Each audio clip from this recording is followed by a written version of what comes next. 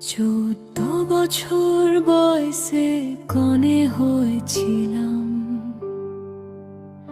হাতের মেহেদি শুকায়নি তখনো। স্বপ্ন জানতাম না কি জিনিস, তবু তোমাকে স্বামী বলে মেনে নিয়েছিলাম।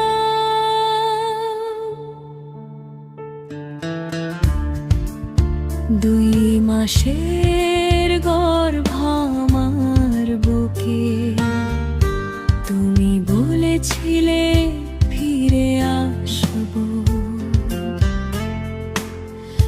মালয়েশিয়ার পথে তুমি হারালে, আমি রইলাম অপেক্ষার ঘরে।